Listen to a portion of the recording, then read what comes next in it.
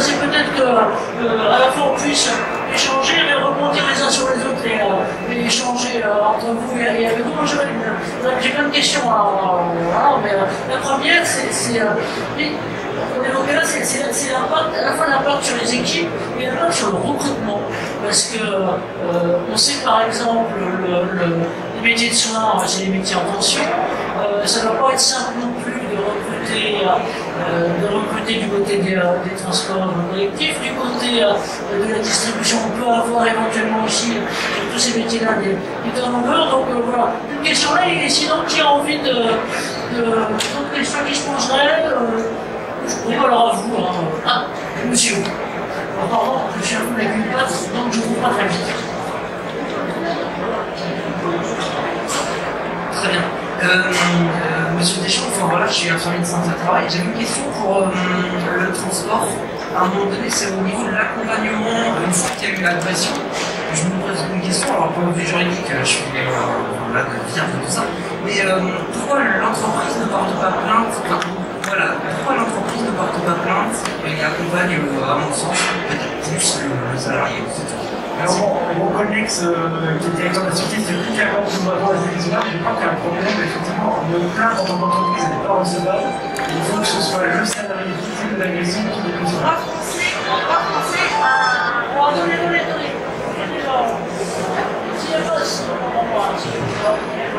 Désolé, je me permets d'intervenir parce que je travaille. Désolé d'intervenir, j'interviens utile parce que moi c'est le droit du travail, mon secteur d'activité. En fait, en droit français, on ne peut pas porter plainte pour quelqu'un d'autre que soi-même. C'est-à-dire que si on n'a pas subi soi-même l'agression, ou si c'est pas nous qui allons porter préjudice, on ne peut pas porter plainte pour X, sauf en action collective. Mais en action collective, il faut qu'il y ait plus de 3 personnes concernées par l'agression. Ouais, merci de cette précision, mais c'est très important. Si vous avez merci madame. Si vous avez effectivement en filigrane écouté ce que nous allons trop, c'est qu'à chaque fois, il devait à côté de la formation de l'accompagnement, un accompagnement précis pour la déclaration. Parce qu'effectivement, ce que je vous dis tout à fait juste, c'est que la plainte ne peut venir que de celui qui a subi. C'est à vous. On a un problème, c'est que le conducteur ne veut pas porter plainte parce que c'est souvent son agresseur qui le connaît, c'est souvent quelqu'un de son quartier, ici qui va le recroiser, il va le retrouver au dépôt, et c'est ça qu'on essaie de combattre entre guillemets, parce qu'on rejoint cette situation d'étudiants, ça fait une banalisation, par rapport à la crainte de voisin, du coup les gens ne portent pas plainte, ne portant pas plainte, continuent à encourager l'agresseur à se faire reculer, parce que finalement, c'est toute l'impunité. Donc on essaie que par l'accompagnement, effectivement, on ne peut pas substituer à la personne. Si la personne ne veut pas porter plainte, malheureusement, on ne pourra pas les bouger. On l'encourage, on accompagne, on essaie de pas. Et c'est vrai que pour rebondir là-dessus, c'est le syndrome garde la gueule à la récré. Hein. Donc ça commence très grave dans une cour de récré, et ça peut prendre une proportion. Et qu'à regarder la question, encore une fois, voilà le sujet aujourd'hui, mais de la violence à l'école, et qui est complètement sur ce truc-là. Si on est constamment environné, ou les violences conjugales dans un si on est constamment proche de son agresseur, le fait de porter plainte est vachement compliqué. Arnaud, le Pierre, de votre côté là. Sur toute question, et là-dessus, et puis sur, encore une fois, les 3 processus que vous disiez, décriviez bien de prévention, d'accompagnement, de formation. Alors peut-être quelque chose, effectivement, nous c'est pareil, on accompagne, on sensibilise, on rencontre les agents pour leur dire c'est important de porter plainte. Après notre limite c'est qu'on ne peut pas le faire à leur place, et effectivement il y en a dans le milieu de la santé qui banalisent extrêmement, parce qu'en face d'eux, c'est les soignants avant tout, et donc en face d'eux, ils ont des gens en difficulté, ils ont des gens qui sont malades, des accompagnants, des personnes qui ont des pathologies psychiatriques, et donc ils banalisent, ils déresponsabilisent un petit peu la personne en face, et ça donne lieu à de moins en moins de plaintes, et beaucoup de déclarations aussi, parce qu'ils considèrent que ça fait partie de leur métier. Un des axes de travail, c'était aussi celui-ci, c'est de se dire qu'il faut déclarer. C'est important pour une institution, important pour un secteur entier de savoir un petit peu ce qui se passe, hein, parce qu'on ne peut pas mener des plans d'action si on n'a pas au bout d'un moment des chiffres un petit peu clairs sur combien d'agressions physiques, combien d'agressions verbales, etc. Donc, il y a un gros travail à faire auprès des équipes sur la déclaration, sur la accompagner, inciter, et puis montrer beaucoup de bienveillance pour que les gens n'aient pas peur de déclarer. Ça, c'est effectivement une chose. Merci pour votre intervention à tous les deux, parce que effectivement, c'est un des vieux freins, hein, bien sûr. C'est peut-être lié aussi à la lutte française sur laquelle la déclaration, la dénonciation, même si les générations s'estompent avec la collaboration d'une autre, il y a aussi des questions de ce côté-là. Vous avez toutes les réactions sur ces questions et plus largement. Alors effectivement, il y a quelques cas où le collaborateur ou la collaboratrice refuse de porter plainte parce que la personne a peur, le collaborateur a peur. Mais notre mission, c'est d'accompagner la rassurer. Et nous sommes capables d'aller loin pour assurer la protection du collaborateur ou de la collaboratrice concernée. Mais en général, ils nous écoutent et ils vont porter plainte. Alors effectivement, il y a une différence entre le personnel soignant ou un travailleur isolé qui est dans son bus. Nous, on a la chance d'avoir une équipe qui est présente.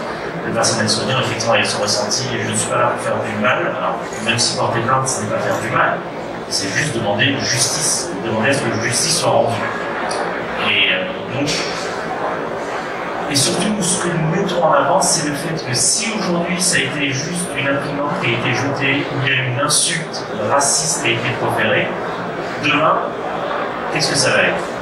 Que si nous laissons ce territoire être occupé par des personnes, en tout cas le magasin être occupé par des personnes malveillantes, ça va devenir infernal. Il faut qu'il y ait une réaction proportionnée, bien évidemment, réglementaire et juridique, mais forte. C'est très important ce que vous dites là, parce que, encore une fois, je reprends l'exemple de l'éducation, parce qu'effectivement, l'escalade va très vite. Et donc, c'est un mal avant, c'est important avant, et ça se réglait par une forme d'autocontrôle social. À la fois l'équipe, l'environnement ou autre, et là on est maintenant. Alors, vous nous expliquerez pourquoi, à la limite, nous on va faire face aux questions autrement, mais c'est compliqué, et de ce côté-là, je pense qu'effectivement, le double fait à la fois de signaler pour avoir des chiffres, mais en même temps pour objectiver et permettre à la personne de faire cette propre démarche, de sortir je dirais qu'on a sur la patate, de sortir le problème de sport pour l'objectiver, c'est une chose importante. Stéphane, sur ces questions-là, vous aussi vu la question que vous posez, alors apparemment est désagréable, hein, mais c'est l'impact sur les recrutements, l'impact sur le dialogue social, impact sur les équipes, de la même façon que dans le temps, alors, on a systématiquement une minute de sécurité avant certaines activités, c'est efficace à la HSE. Comment vous faites pour intégrer ces questions-là? Alors, effectivement, le problème de recrutement, on en a dans l'activité du transport, c'est très difficile de trouver des conducteurs. Pas forcément lié aux agressions, c'est sûr que c'est un facteur qui entre en jeu. On a beaucoup de facteurs, les amplitudes horaires, il y a plein de facteurs qui font que c'est pas facile de trouver des conducteurs aujourd'hui. La parade pour cet aspect-là, c'est de monter notre propre CFA et on forme nous-mêmes des jeunes de la sortie de l'école pour leur apprendre le métier de conducteur et leur donner le permis, enfin les accompagner dans cette formation-là. Sur l'aspect sensibilisation, effectivement, on appelle ça des quarts d'heure de sécurité. Et effectivement, l'agression fait partie des sujets qu'on évoque avec les collaborateurs. Et l'atelier de la journée du 14 janvier 2020 rentre un peu dans cette une dizaine de collaborateurs qui parlaient sur un sujet. Et le but, c'est plus de lui faire parler que de nous parler, et de voir quelles sont leurs propositions et leurs suggestions. Et c'est de ces ateliers-là qui est sorti notamment le besoin de formation et qui a amené à ce qu'on développe ce programme pour eux. Merci, effectivement, c'est important d'avoir une forme d'événement qui est un événement interne qui permet de retirer le tabou à certains côtés. Retirer le tabou, ça permet le dialogue, ça permet d'ouvrir les choses, et c'est bien. On est en train de s'acheminer. Est-ce qu'il y a d'autres questions là? Questions, remarques? Voilà. Non, c'était juste, c'est comme dans les ventes en enchères, si jamais vous faites ça et qu'on vous dit, c'est 15 000 €. C'est ça. Voilà.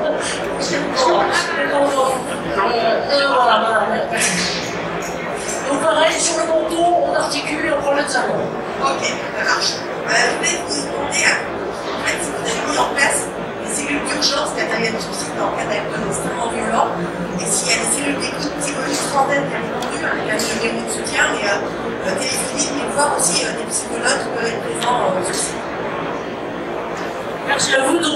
double question, cellule d'urgence, réponse prime.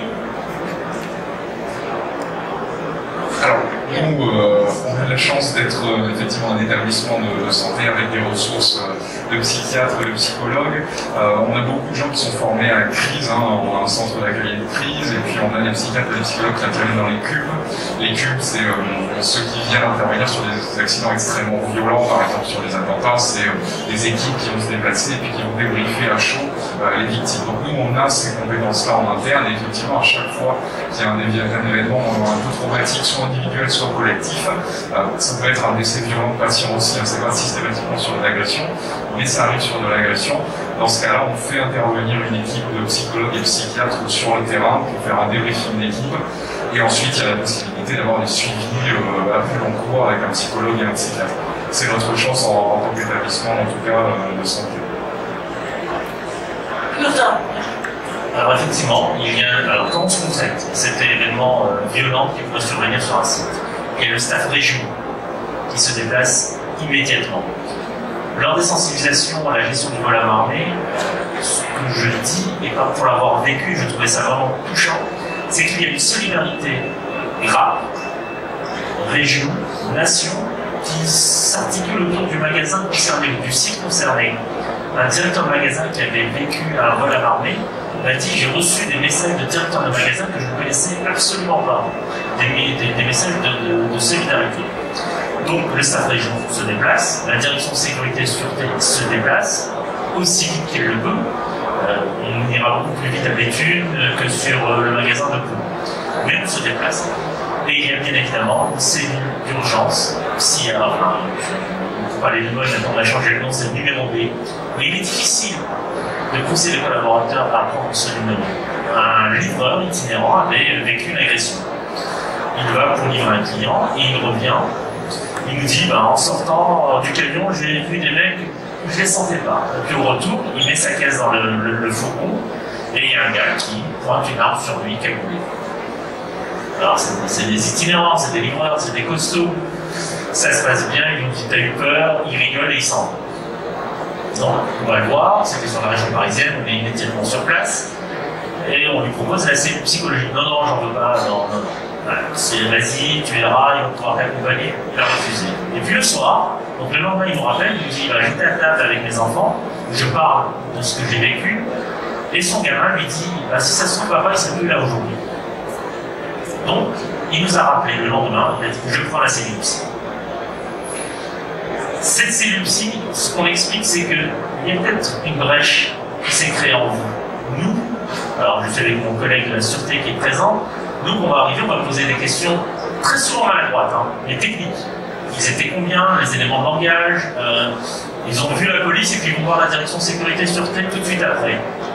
Et parfois on est maladroit, je l'avoue. Et le psy, il va vous accompagner, il va vous aider à colmater cette brèche. Voilà comment on accompagne de ce point de vue. Merci pour la question, madame, parce qu'effectivement, ce qu'on voit là, c'est qu'il y a des impacts tout de suite, et puis il y a des impacts internes, mais qui sont perso et qui peuvent être tout à fait lourds. Vraiment, merci d'avoir précisé tout ça. Une autre intervention avec monsieur, pardon. Non, mais c'est mieux si je peux me permettre pour l'enregistrement aussi. Merci. J'aurais voulu savoir le nombre de marques qui a été reçu. Si elles ont été reçues sur tout ça, est-ce qu'il y en a qui n'ont pas été irrecevables?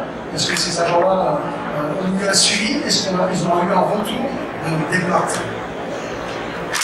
Malheureusement, vous posez une colle, parce que nous on est organisé en deux organisations depuis Transdev. Il y a la direction HSE qui s'occupe, la direction sûreté, et la direction sûreté s'occupe plus de suivi des plaintes et qui n'est pas pensé avec nos délinquants, parce que c'est lui, c'est Serge, on est dans la classe aujourd'hui. Je ne vais pas avoir de poser des questions pour qu'il y en a plainte, pour nous en outil, donc ça malheureusement je ne vais pas pouvoir répondre à cette question dans ce désolé. Merci de la poser parce que c'est effectivement une question.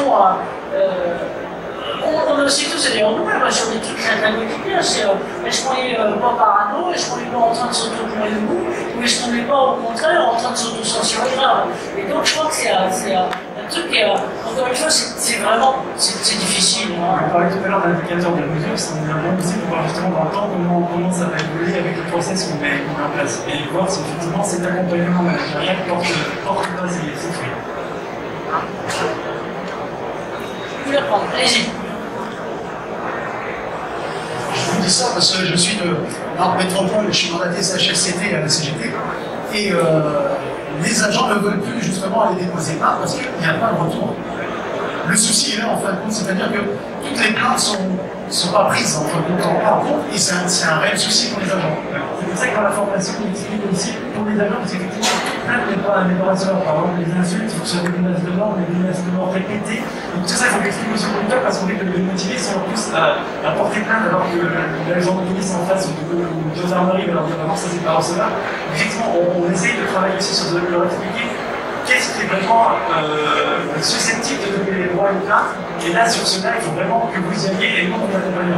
Effectivement, tout n'est pas recevable et ça peut être reposé si quelqu'un va porter plainte pour une insulte ou autre, il peut ne pas effectivement porter plainte pour une insulte. Et souvent, on les dirige vers une main courante. Oui, là, c'est pas quand même efficace. Merci. Merci. On a une chose à rajouter là-dessus. Peut-être. Je remettrai un peu de sel sur lui aussi.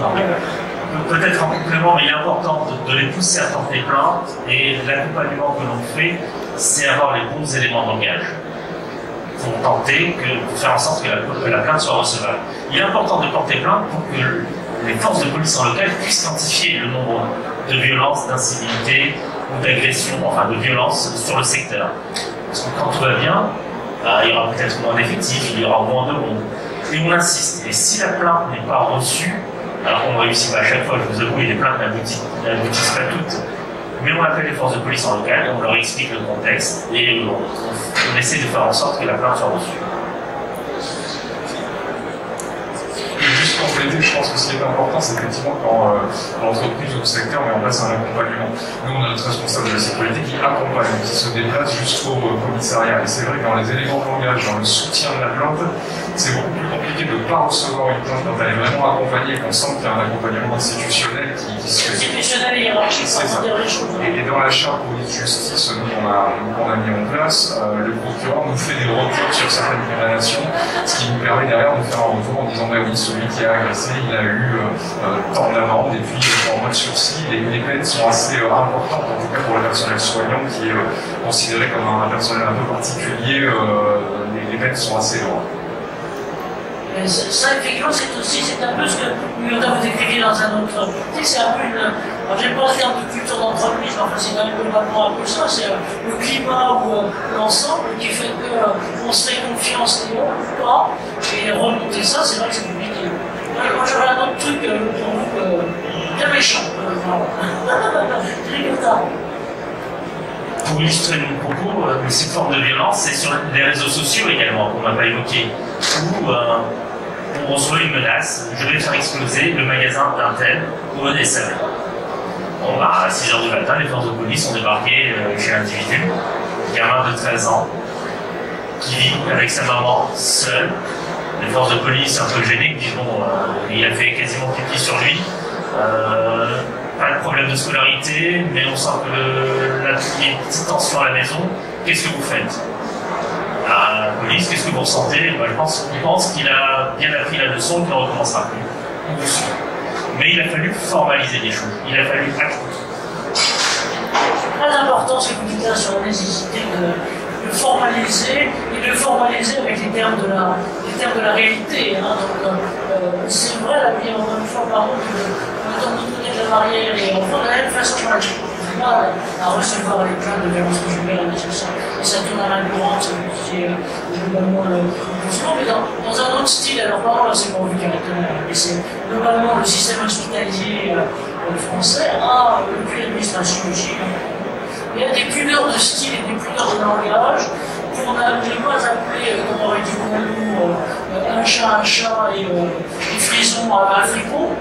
Et le terme, alors je suis désolé, mais le terme de cliché d'événements indésirables graves qui est utilisé dans le système hospitalier français, je dirais aussi bien pour ces agressions de ce type que de l'autre côté. Alors pardon, parce que moi je suis aussi, excusez-moi, pas chez vous, un ULG ambulant, c'est-à-dire des erreurs qui sont des erreurs chirurgicales donc ça s'appelle en France des EIG. Je fais juste une parenthèse là-dessus, donc c'est totalement sous-déclaré. On est dans les pays de l'OCDE en France, on est l'un des rares pays à ne pas le faire. On ne sait pas que, pardon, il y a 80 000 personnes qui claquent en moyenne à l'hôpital physiquement chez vous. Mais ça, on ne sait pas.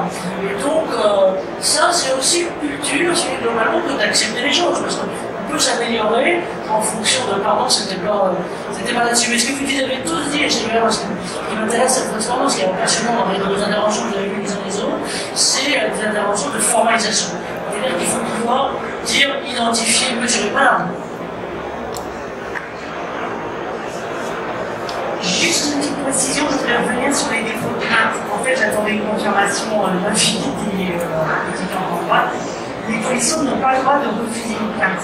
Toute plainte est recevable, quel que soit le prétexte. Donc en fait, ce qu'il faut faire dans ce moment-là, c'est de faire intervenir le procureur, ou de demander le commissaire ou le supérieur hiérarchique, ou malheureusement de saisir le procureur de la République. Je voulais juste préciser ça. Merci. Merci de la précision, effectivement, mais c'est vrai qu'on en sort bien sur les phénomènes. Il y a la violence il y a organisé, avec en même temps ce type d'impact, avec le flou qu'il peut y avoir dans l'espace public, l'espace professionnel, c'est quand même relativement récent. Je reprends l'hôpital, parce que vous avez compris, je veux ça pour un truc, par exemple, je ne sais pas si vous connaissez à Paris, il y a un très vieil hôpital qui s'appelle l'hôpital de Saint-Louis. L'hôpital de Saint-Louis, il est construit, c'est une espèce de quadrilatère, comme ça, et ça date en gros du 16e, 17e siècle. Et au milieu, il y a le bâtiment de soins. Pourquoi il y a le quadrilatère externe? Parce qu'il y avait des hommes en armes. Alors on se dit, bah voilà, c'était déjà les vigiles. Oui, sauf que c'était pas dans ce sens-là que ça marchait, parce que l'hôpital en question, c'était un lazaret dans lequel on connaît les lépreux, les mal foutus contagieux, et donc le quadrilatère et les hommes en armes, c'était pour les empêcher de sortir, pas pour empêcher de rentrer. Voilà, alors je vais peut-être vous demander peut-être à chacun le message que vous nous donneriez, tous les trois, c'est on reparlera tout à l'heure, mais le message que vous nous donneriez voilà, par rapport à ces questions de violence, qu'est-ce que vous diriez, le point important. 30 secondes. C'est compliqué, quand on est fatigué. Non, mais je pense que beaucoup de choses ont été dites sur comment réagir en tant qu'institution et comment accompagner. Je pense que le cœur, il est là, c'est faire comprendre aux gens ce qui n'est pas normal, le formaliser dans l'entreprise ou dans l'établissement, de dire ça, c'est des comportements qui ne sont pas normaux et qu'on va traiter en tant qu'institution, et accompagner jusque sur le terrain, donc c'est effectivement au niveau psychologique, au niveau des plaintes, enfin, sur toute la dimension de l'agression pour essayer d'éviter que ça se banalise. Voilà, je pense que c'est vraiment le fondement. Merci Pierre. Stéphane. À peu près la même chose, c'est un sujet très, très préoccupant, on l'a vu, que c'est un phénomène de société, on l'a expliqué tout à l'heure, on peut encore même dans les sphères actuellement, enfin, ça fait peur, quelque part. C'est un sujet que les entreprises prennent en main, nous on essaie de le faire par le biais de la formation. Parce qu'on a demandé aux collaborateurs, ceux dont ils avaient besoin, dans cette époque, ils allaient s'orienter vers des solutions techniques, on a demandé des connaissances européennes, ils nous ont demandé déjà de travailler sur eux, leur donner des bonnes attitudes à adopter pour régler ça. Donc oui, c'est un sujet qu'on essaie de développer et d'accompagner pour aider nos collaborateurs à faire face à cette situation. Vous avez pris le fil de la formation parce que, alors là c'est la sociologue qui parle, mais c'est tourné d'un plan avec la formation sur un système d'incidence de l'observateur sur l'observé, c'est-à-dire que vous créez le collectif et vous l'amenez à mûrir de cette façon-là. On s'est rendu compte que, malheureusement, je ne vais pas confirmer, mais on s'est rendu compte que souvent, dans nos accidents d'agression, on a été l'escalade et on avait une part de responsabilité. C'est déjà nous de travailler sur la part de responsabilité pour atténuer ce phénomène-là. On aura déjà fait un pas en avant, on verra en plus une forme d'exemplarité. Merci, Julien, de votre côté. Tout simplement, ne pas accepter, ne pas banaliser ces phénomènes, tout simplement. Merci à vous tous. Je vous propose qu'on les applaudisse très fort parce que merci. Grand merci à vous. Donc la semaine prochaine, le replay sur le site du CERF. Et puis si vous voulez en savoir plus sur certains moyens, tout à l'heure, vous attend, c'est en salle plénière. C'est plutôt sur les vêtements connectés et toute l'utilisation des capteurs. Un grand merci à vous.